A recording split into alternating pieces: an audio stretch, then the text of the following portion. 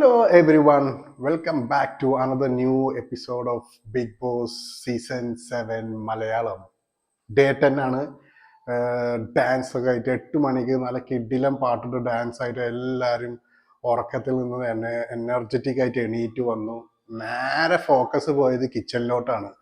അതായത് കഴിഞ്ഞ വീക്കിൽ അവിടുത്തെ കിച്ചണിൽ എന്താണ് വർക്ക് ചെയ്ത എല്ലാ ആൾക്കാരും പറയുന്ന പറഞ്ഞു കഴിഞ്ഞാൽ കിച്ചണിൽ വർക്ക് ചെയ്തത് കൊണ്ട് അവർക്ക് സ്ക്രീൻ ടൈം കിട്ടിയിട്ടില്ല, കൂടുതൽ ഇൻവോൾവ് ചെയ്യാൻ പറ്റിയിട്ടില്ല.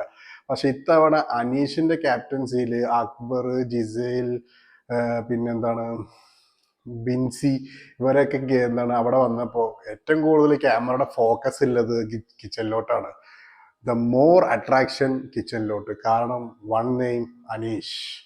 എന്തൊക്കെ പറഞ്ഞാലും ഒരു കാര്യം ഉറപ്പാണ്, ഈ അനീഷിനെ ഭൂമി എന്താണ് ആകാശത്തോളം വളർത്തുന്നത് അവിടുത്തെ 18 കണ്ടസ്റ്റൻസാണ്. അവരിത് അനീഷിന്റെ സ്ട്രാറ്റജിയിൽ അവർ പെട്ടുപോയിക്കുന്നതാണ് എൻ്റെ ഒരു കാഴ്ചപ്പാട്. കാരണം അനീഷിന്റെ മാക്സിമം സ്ക്രീൻ സ്പേസ് അവിടുത്തെ എല്ലാ കോണ്ടസ്റ്റൻസും ഉണ്ടാക്കി കൊടുക്കുകയാണ്. ജിസേൽ, അനീഷ് തുടങ്ങി ഒരു ബോസി ടോക്കായിരുന്നു ജിസേൽ ടുവേർഡ്സ് ബിൻസി. അത് അനീഷിന് ഇഷ്ടപ്പെട്ടിട്ടില്ല. സോ അതിന് തുടർന്നിട്ടുള്ള ഒരു എന്താണ് വാക്ക് പോരും കാര്യങ്ങളും. അതിൻ്റെ ഇടയ്ക്ക് വന്നൊരു ശാരിക KB കിഡിലായിട്ടൊരു നല്ല ഫണ്ണി വേയില് എന്താണ് അനീഷ് ശാരിക KBയോട് പറഞ്ഞു, ഇത് ഇവിടെ ലക്ഷറി ലൈഫ് ഒന്നല്ല, ഇവിടെ കുറച്ച് അഡ്ജസ്റ്റും കാര്യങ്ങളൊക്കെ ചെയ്യണം. അപ്പൊ ശാരിക KBയുടെ റിപ്ലൈ നല്ല കൂളായിരുന്നു. ശാരിക KB പറഞ്ഞതെന്ന് പറഞ്ഞു കഴിഞ്ഞാൽ 10 മണിക്ക് കിട്ടേണ്ടത് 1 മണിക്ക് കിട്ടും, 1 മണിക്ക് കിട്ടുന്ന ഫുഡ് എന്താണ് നൈറ്റിൽ കിട്ടും, അതാണോ ലക്ഷറി ലൈഫ് എന്ന്. നല്ല കിടിലം നല്ല ഫണ്ണി വേയിലായിരുന്നു ശാരിക KBയുടെ അനീഷിനോടുള്ള റിപ്ലൈ ആ ഒരു രാവിലത്തെ കിച്ചണിൽ നടന്നത്. പിന്നെ നേരെ പോയത് എന്താണ് അനുമോൾ, നൂറ, ആദിൽ അവരൊക്കെ കൂടിയിട്ട് കംപ്ലൈന്റ് പറയുന്നതായിരുന്നു. അതായത് ഈ വീക്കിന്റെ ക്യാപ്റ്റൻ ഷാനവാസിനോട് അബൌട്ട് ജിസേൽ ഇപ്പോഴും മേക്കപ്പും കാര്യങ്ങളൊക്കെ യൂസ് ചെയ്യുന്നുണ്ട് എന്നാണ് പറഞ്ഞത്, കംപ്ലൈന്റ് കൊടുത്തിട്ടുണ്ട്. സോ അതിനെ കുറിച്ചിട്ട് കൂടുതൽ ഇൻവെസ്റ്റിഗേറ്റ് ചെയ്യാമെന്ന് ഷാനവാസ് പറഞ്ഞു. നേരെ എന്താണ് മിഡ് എവിക്ഷൻ സസ്പെൻഷൻ ആ കോണ്ടസ്റ്റൻസിലെ ഒരു ടാസ്ക് ആയിരുന്നു. Second task cold war task. ഇതിലെന്ന് പറഞ്ഞാൽ ആക്ടിവിറ്റി ഏരിയയിൽ ഫ്രിഡ്ജ് വെച്ചിട്ടുണ്ട്. പിന്നെ സാധനം കളക്ട് ചെയ്ത് ഏറ്റവും കൂടുതൽ സാധനങ്ങൾ ഫ്രിഡ്ജിലോട്ട് കയറ്റുക, അതാണ് ഇത്. അപ്പോൾ സഹായികളായിട്ട് എല്ലാവരും വന്നു. ഈ ടാസ്കിൽ ഏറ്റവും കൂടുതൽ പോയിന്റ് കിട്ടിയത് ഒനിയലിനായിരുന്നു. Oniyal got 6, Rena got 5, Renu got 4, Aneesh got 3, Kalabhavan Sharika got 2 and KB Sharika got 1. So ഇതിൽ കോൺസ്റ്റന്റ് ആയിട്ട് റേനുവിന് കഴിഞ്ഞ ഫസ്റ്റ് ടാസ്കിലും 4, ഇതിൽ പിന്നെ 5. സോ കൺസിസ്റ്റന്റ് ആയിട്ട് ഇപ്പോൾ റെന ഫാത്തിമൊക്കെ കാണും നല്ല പോയിന്റ് കൂടുതലുള്ളത്.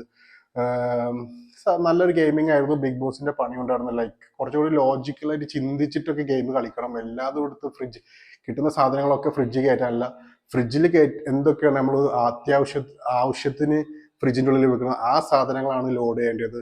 ലോജിക്കൽ തിങ്ക് ചെയ്തിട്ടുള്ള കളിയായിരുന്നു. അതിലും ബിഗ് ബോസിന്റെ ഏരിയന്റെ പണിയായിരുന്നു. അങ്ങനെ ആ ടാസ്ക് കഴിഞ്ഞു. അത് കഴിഞ്ഞു നേരെ ബിഗ് ബോസ് എല്ലാവരും ചോദിച്ചിട്ടുണ്ടായിരുന്നു, നിങ്ങളെ സഹായികൾ കൊണ്ട് നിങ്ങൾ ഹാപ്പിയാണോ, അവരെ ഗെയിമിങ്ങിൽ നിങ്ങൾ ഹാപ്പിയാണോ? അനീഷ് ഹാപ്പി അല്ലായിരുന്നു, ഷാരിക KB ഹാപ്പി അല്ലായിരുന്നു, പിന്നെ ഒനിൽ വാസ് സോ ഹാപ്പി. അനീഷ് പറഞ്ഞത് അവരെ കൽപ്പിച്ചു കൂട്ടി ഫസ്റ്റ് റൗണ്ടിൽ അങ്ങനെ ആക്കിയതാണെന്ന് പറയണ്ടായിരുന്നു. അതായത് അപ്പാണ്ടി ശരത്തും അനുമോളാണ്. ഇന്നലത്തെ ഗെയിം കണ്ടപ്പോൾ എനിക്കും ആ ഒരു സെയിം ഫീൽ തന്നെയായിരുന്നു. അപ്പാണ്ടി ശരത്തും അനുമോൾ വളരെ സ്ലോ ആയിട്ട് തന്നെയായിരുന്നു ഇന്നലെ അനീഷിന് വേണ്ടി കളിച്ചത്. എന്നിട്ട് last Bigg Boss came with idea that to shuffle reshuffle. എന്നിട്ട് പുതിയ ടീം ഇട്ടു. സഹായികളായിട്ട് 2 പേര് പുതിയതാണ്. എന്നിട്ട് അനീഷിന് കിട്ടിയ പുതിയ ആള് ആദില, നൂറയും പിന്നെ ശൈത്യ. പിന്നെ ഒനിയലിന് കിട്ടിയത് ഏറ്റവും ബെസ്റ്റ് ആട്ടോ ജിസേൽ ആൻഡ് ആര്യൻ. ടാസ്കിന് പറ്റിയ 2 ആൾക്കാർ.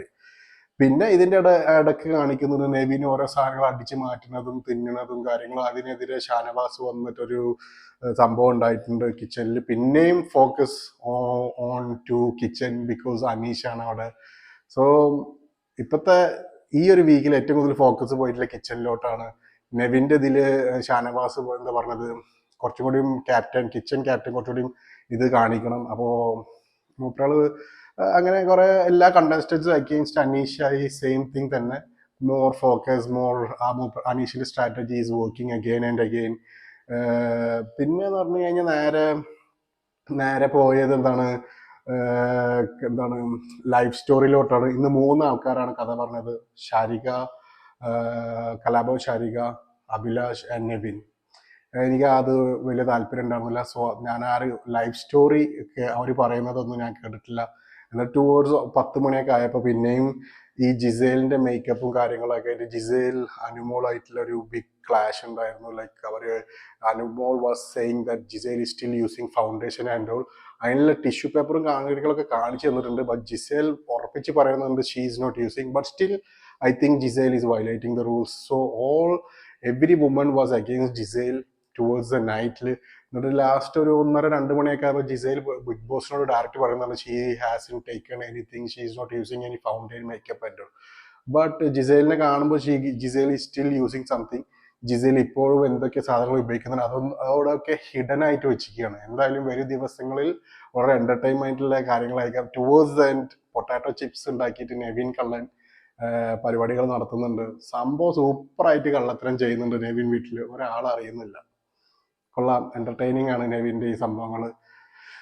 യാ, അതാണ് ഇന്നത്തെ ഓവർവ്യൂ. ഡേ 10. ഡേ 11 വേണ്ടി കാത്തിരിക്കാം. Good night every